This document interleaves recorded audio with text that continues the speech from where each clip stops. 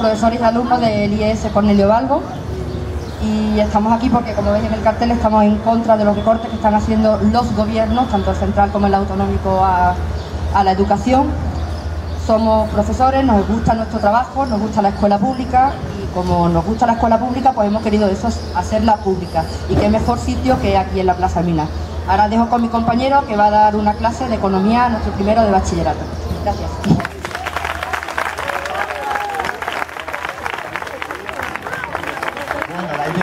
De deuda y de recortes, ¿no?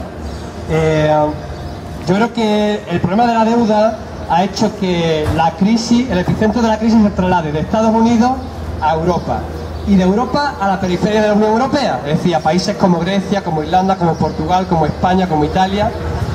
Estados Unidos y la Unión Europea tienen problemas parecidos en el tema de la deuda, solo que Estados Unidos tiene un presupuesto federal muy fuerte, capaz de compensar los problemas de algunos estados.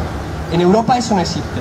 Y digamos, entonces hay eslabones débiles de la economía europea, y esos eslabones débiles son los llamados PIGS, los cerdos, ¿no? Portugal, Irlanda, Grecia y el Estado español.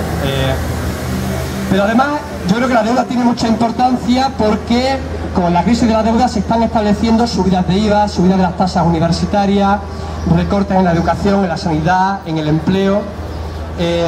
Estudiar la cuestión de la deuda nos va a permitir establecer alternativas, porque si no, con la excusa de la deuda vamos a salir de la crisis con una relación muy distinta entre las clases sociales. No solo el abismo social, el abismo de la diferencia social, sino la capacidad de poder de las distintas clases sociales. Vamos a salir muy vulnerables, con muy poca capacidad de presionar, de ganar derechos, etcétera, etcétera. Yo creo que hay tres discursos que vamos a intentar de alguna manera darle una respuesta desde el punto de vista de la economía crítica. El primero es que la deuda pública es insoportable, tiene un tamaño tan enorme que hay que abordar ese tamaño. Esa es la primera idea, digamos, que existe en los medios de comunicación oficiales, en los políticos profesionales, en la patronal. La segunda idea es que todos hemos sido responsables en el origen de esa deuda, y por tanto también todos hemos sido responsables en el origen de la crisis. Y la tercera idea, que también nos viene de fuera, de los medios de comunicación, es que, por tanto, los recortes son inevitables y necesarios.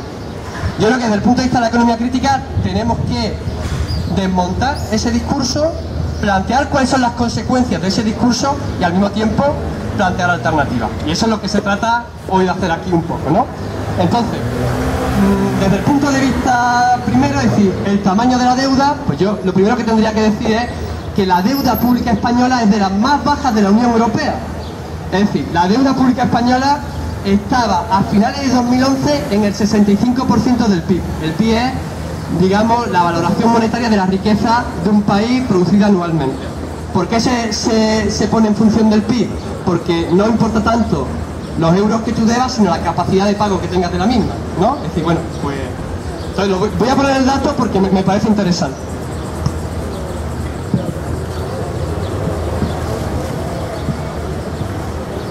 Es el 65% del PIB. Pues la media de la Unión Europea es del 80%. Países como Alemania tienen un 82%, países como Francia tienen un 83%, países como Portugal, como Italia tienen más del 90%, de hecho Italia tiene el 119%, países como Bélgica tienen también más del 90%, es decir, que el tamaño de la deuda pública española no es tan grande.